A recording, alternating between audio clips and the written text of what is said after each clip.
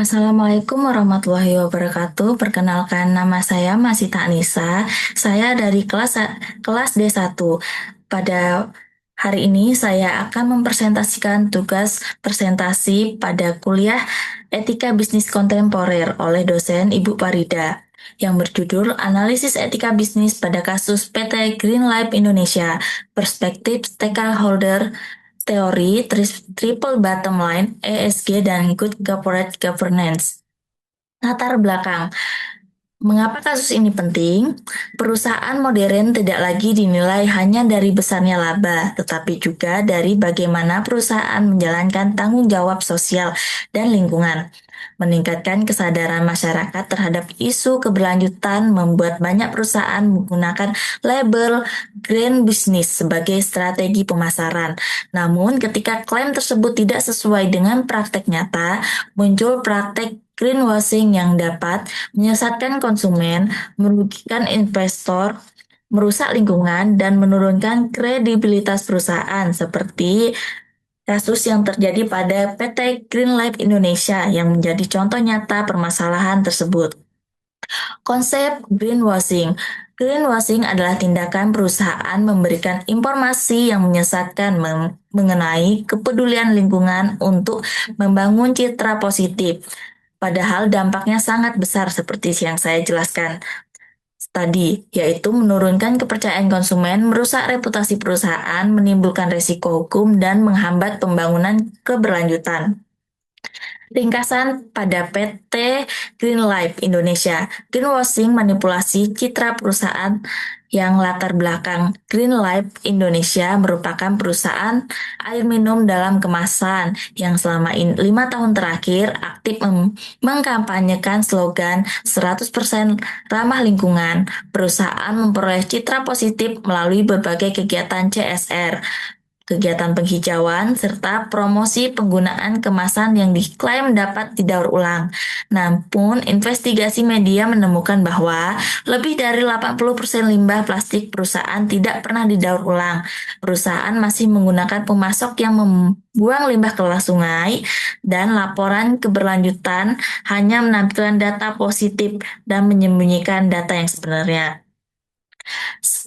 Direksi berpendapat bahwa tindakan tersebut merupakan strategi pemasaran yang masih dalam batas wajar.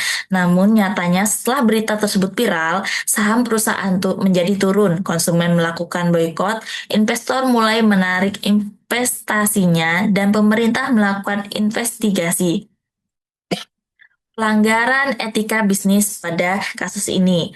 Identifikasi seluruh pelanggaran etika seperti yang dijelaskan oleh Barton pada tahun 2013. Etika bisnis merupakan seperangkat prinsip, nilai, dan norma moral yang menjadi pedoman bagi perusahaan dalam menjalankan aktivitas usaha secara bertanggung jawab. Pada kasus PT Green Life Indonesia, terdapat beberapa permasalahan etika yang dapat diidentifikasi sebagai berikut. Pertama, praktik greenwashing, pelanggaran prinsip kejujuran dan transparansi. Tiga, pelanggaran tanggung jawab dan lingkungan. Empat, pelanggaran tanggung jawab terhadap stakeholder. Lima, pelanggaran prinsip good corporate governance. Dan enam, pelanggaran nilai-nilai etika bisnis.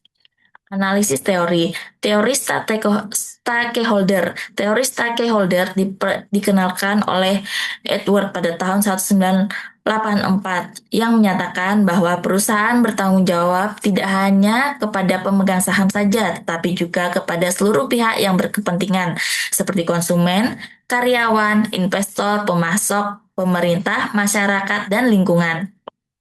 Keberhasilan perusahaan bergantung pada kemampuan menjaga keseimbangan kepentingan seluruh stakeholder dalam setiap keputusan bisnis. Pada kasus ini, analisisnya, PT Green Life Indonesia belum menerapkan prinsip stakeholder teori dengan baik. Konsumen menerima klaim produk yang menyesatkan. Investor memperoleh laporan keberlanjutan yang tidak transparan. Masyarakat dirugikan akibat pencemaran lingkungan. Pemerintah harus mengeluarkan sumber daya untuk investigasi. Karyawan terdampak oleh reputasi perusahaan, dan lebih mengutamakan ekonomi daripada kepentingan seluruh stakeholder. Analisis teori. Analisis teori pada kasus ini, People memberikan informasi yang menyesatkan tentang klaim ramah lingkungan. Hak konsumen atas informasi yang benar tidak dipenuhi. Masyarakat berpotensi terdampak pencemaran dari limbah pemasok. Planet atau lingkungan, lebih dari 80% limbah plastik tidak didaur ulang. Bekerja sama dengan pemasok yang mencemari sungai, belum menerapkan prinsip keberlanjutan dalam pengelolaan lingkungan rantai pasok. Profit awalnya memperoleh keuntungan dan citra perusahaan ramah lingkungan. Setelah praktik greenwashing terungkap, perusahaan mengalami penurunan harga saham, boikot konsumen, hilangnya kepercayaan investor, dan investigasi pemerintah. Keuntungan yang diperoleh melalui praktik tidak etis ini hanya bersifat sementara. Selanjutnya, analis teori triple bottom line. John L. Kington pada tahun 1997 mengatakan bahwa keberhasilan perusahaan diukur dari keseimbangan atau people, lingkungan atau masyarakat, serta keuntungan atau profit. Analisis pada PT Green Lab Indonesia. Masyarakat atau people klaim ramah lingkungan menyesatkan dan merugikan konsumen serta masyarakat. Pada lingkungan, pengelolaan limbah buruk dan pemasok mencemari lingkungan. Dan pada keuntungan keberlanjutan atau profit, keuntungan awal hilang setelah greenwashing terungkap, sehingga saham turun, konsumen memboikot, dan investor kehilangan kepercayaan. Pada PT Green Lab Indonesia gagal menerapkan keseimbangan atau lingkungan, keuntungan, dan masyarakat. Sedangkan analisis teori pada kasus ini, analisis teori ESG dan analisis kasus PT Green Lab Indonesia. ESG merupakan konsep bisnis berkelanjutan yang mencakup 3 aspek, yaitu environmental, yaitu pengelolaan dampak perusahaan terhadap lingkungan, sosial, hubungan perusahaan dengan masyarakat, karyawan, pelanggan, dan pemasok, serta governance, transparansi, akuntabilitas, dan kepatuhan dalam tata kelola perusahaan. Analisis pada perusahaan ini yaitu environmental, gagal mengelola limbah plastik dan bekerja sama dengan pemasok yang mencemari sungai. Secara sosial, kehilangan kepercayaan masyarakat akibat klaim produk yang menyesatkan, serta governance, laporan keberlanjutan tidak transparan, dan akuntabilitas manajemen lemah. Pada PT Green Life Indonesia menunjukkan kinerja ESG yang rendah karena belum menerapkan prinsip lingkungan, sosial, dan tata kelola secara optimal. Sedangkan analisis teori pada teori evaluasi penerapan Good Corporate Governance atau GCG pada PT Green Life Indonesia. GCG berdasarkan KNKG 2021 menekankan 5 prinsip utama untuk menciptakan tata kelola perusahaan yang sehat, yaitu transparansi, perusahaan tidak terbuka terkait pencemaran lingkungan yang terkait, akuntabilitas, direksi gagal menunjukkan tanggung jawab atas informasi yang dipublikasikan. Responsibilitas, yaitu perusahaan belum memenuhi tanggung jawab terhadap lingkungan dan pemasok. Independen, pengawasan internal yang lemah memungkinkan terjadinya manipulasi informasi dan finance. Stakeholder tidak memperoleh informasi yang lengkap untuk mengambil keputusan. Kesimpulan, PT Green Lab Indonesia belum memenuhi prinsip GCG karena adanya ketidakterbukaan informasi, lemahnya pengawasan, serta kurangnya tanggung jawab terhadap stakeholder dan lingkungan. Analisis stakeholder terdampak. Berbagai pihak mengalami dampak akibat isu lingkungan dan klaim tidak berkelanjutan.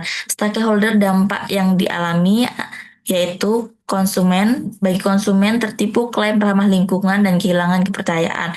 Investor atau pemegang saham mengalami kerugian finansial akibat penurunan nilai perusahaan. Karyawan mengalami risiko kehilangan pekerjaan akibat penurunan bisnis. Pemerintah mengalami melakukan investigasi dan penegakan hukum, sedangkan masyarakat sekitar terdampak pencemaran lingkungan. Pemasok beresiko kehilangan kontrak jika tidak memenuhi standar lingkungan. Media mengungkap faktor melalui investigasi publik. LSM lingkungan mendorong pengawasan dan akuntabilitas perusahaan. Kasus lingkungan tidak hanya berdampak pada perusahaan, tetapi juga mempengaruhi kepercayaan publik, kondisi ekonomi, dan keberlanjutan sosial.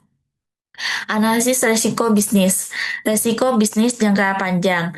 Kehilangan pangsa pasar, sulit memperoleh investor baru, gugatan hukum, pencabutan izin usaha apabila terbukti melanggar aturan, kehilangan mitra bisnis, menurunkan loyalitas pelanggan, meningkatkan biaya pemulihan reputasi, kesulitan merekrut tenaga kerja berkualitas. Penurunan, sedangkan untuk resiko jangka pendek yaitu penurunan harga saham, boikot konsumen, penurunan penjualan, kerusakan reputasi, investigasi pemerintah, penurunan kepercayaan investor, dan liputan media yang negatif.